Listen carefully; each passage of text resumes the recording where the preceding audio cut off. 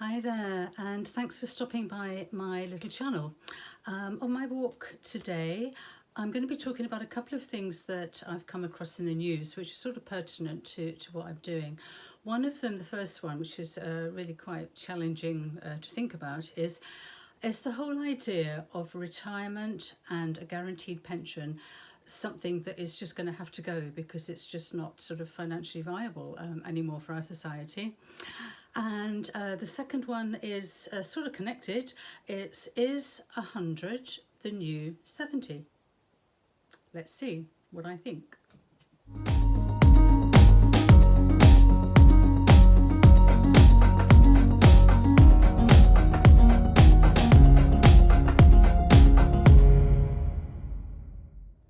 Hi. So as I take a little walk along the riverbank here, I thought I would talk about a couple of things that I've seen in the news this week. So one of those was an article about the idea that is retirement something that's just going to disappear? The whole concept of retirement, is it just going to be gone, maybe in a couple of decades' time or something? And if you think about it, the concept of pensions, when they were originally introduced, the idea was that it was a little bit of money to sort of tide you over once you'd got to the end of your working life, and that, quite honestly, you'd be dead within months. That it really was not just the end of your working life; it was the end of your life. And now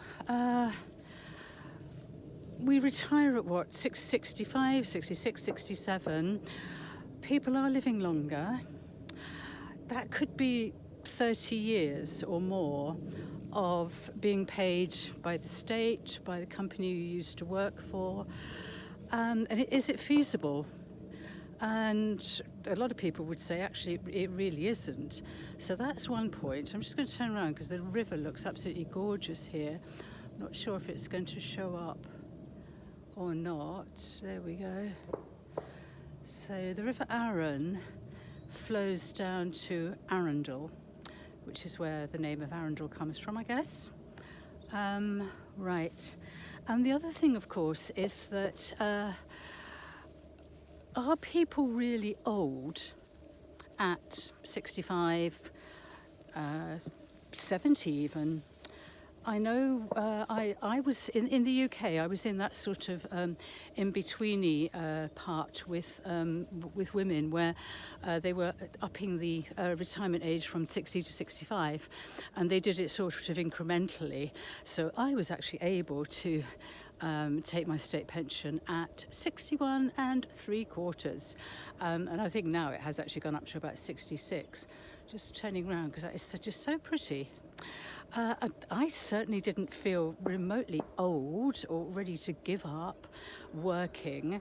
I took the opportunity to take my pension and to work part-time, because that meant, by then grandchildren started appearing on the scene, and it meant that I could spend more time, helping my daughters with the children and also doing other things that I wanted to do. But I certainly didn't feel that I was past it or anything like that. And I really wonder, is 65, even 70, considered old these days? From my personal opinion, it absolutely isn't. I certainly feel that I've got a lot of good life ahead of me, which is why I'm aiming to do what I'm doing, which is sort of to travel and to live in different places. Okay, back again. I decided that it made far more sense to film as I'm walking back along the river, because then the river is in the background and looks much prettier. My final thought on the pensions thing is that ever since pensions were introduced, over the last few decades, we've got into this mentality of, having a working life, and then at the end of it, this nirvana which is retirement. And how has that happened? How have we got to a point where is it because we're all doing jobs, or most of us are doing jobs that we really hate, and we're only doing them for the money? Maybe that needs to change. Maybe we need to really be thinking, about a different world. Now, that's a whole different topic, maybe for another day. But yeah, we've got this mindset, haven't we? That you retire, that you work, and then you retire, and you just live off your pension, and you don't do anything very much. Well, I mean, some people do, obviously. This is vast generalisation. Many people pick up, crafts and things they love, creative things after they retire. But yeah, I'm just wondering, is there this whole mindset of working, looking forward to retiring? It's weird, isn't it? It's very particular to our first world, and it's weird. Okay, so now on to the second thing that I saw an item about. I'm a terrible sort of dip in and dip out. I always say I know very little about a vast amount of subjects. So this is pretty much the same. But what it was the headline was, "Is 100 the new 70?" Now, personally, and please, I don't want to offend people who struggle in later life, but personally, I think, well, hell yeah. So I think I've said before, at the moment I'm 72. I did some sort of daft tests, these things are never accurate, but I did these daft tests that said that my biological age at the moment is 63. And I strongly believe, that chronological age has got very little to do with biological age for a lot of us. And I personally put it down to luck, genetic luck. Partly, it is partly genetic luck if you've, if you have come from a line of people who have longevity. And my stock, my genetic heritage, are hard-working Irish peasants, basically, who, worked on the land into their 90s until the day that they dropped dead, or, the morning they just didn't wake up again. So yes, I consider myself lucky, but there are, of course, a lot of other factors. And another one of my sort of hobby horses is ultra-processed food, which is poison, quite frankly. I think I might just stop here for a moment while I'm just sort of saying what I want to say. There's a divide, I think, at the moment. It's certainly in the first world, and unfortunately it's creeping into the rest of the world as well, where people live on ultra-processed food. And excuse my language, but it's crap. You're poisoning yourselves.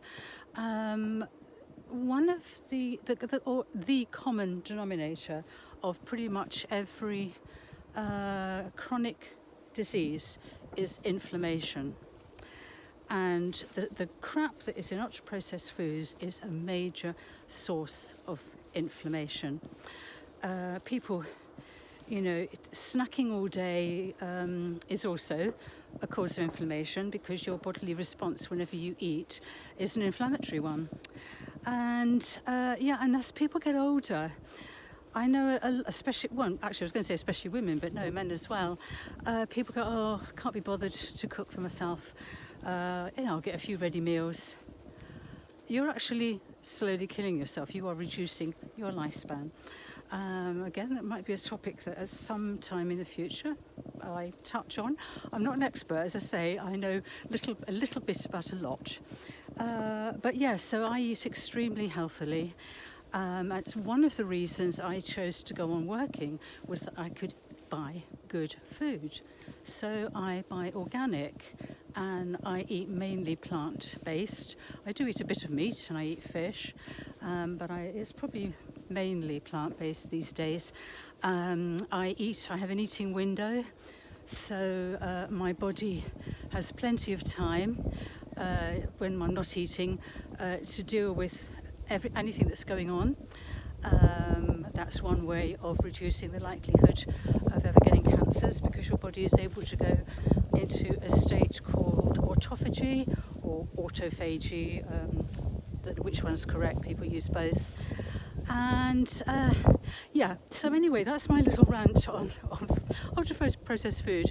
But in terms of, is 100 the new 70?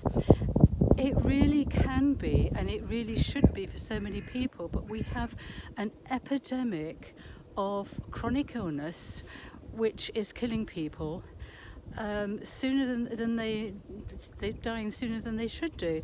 But I certainly hope to get to 100, and but only if I'm still fit, active, and compos mentis. And I love coming across articles, of sort of women. It does seem to be women more often than not, who, are still going strong, still driving their cars, still living in their own home. There's a lot of factors to that.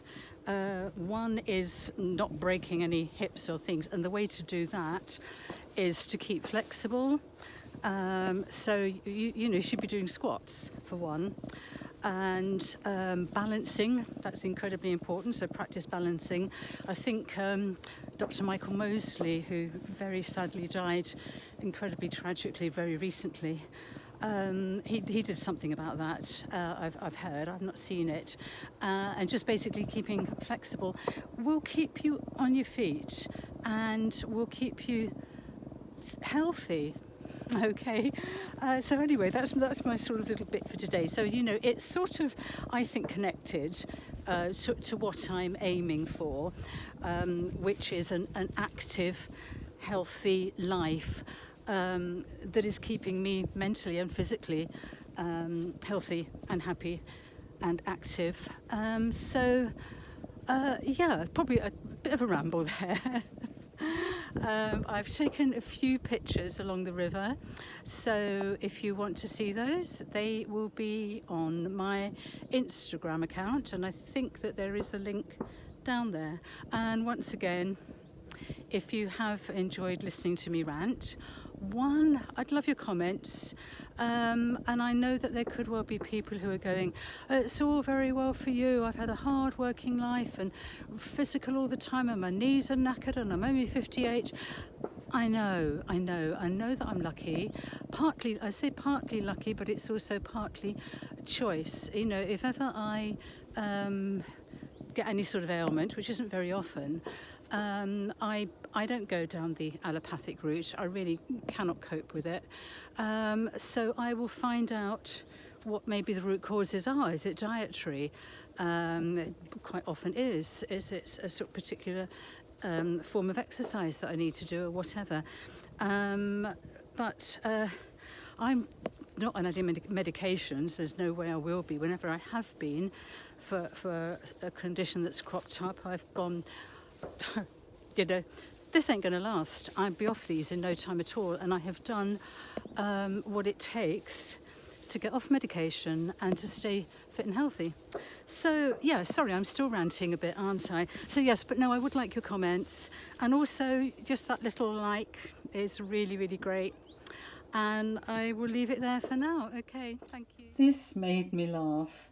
I was in the kitchen where I am pet sitting, uploading my most recent video, my second video, to YouTube, and I spotted this right behind my iPad. There you go. Now, I mean, if that is not a sign, what is?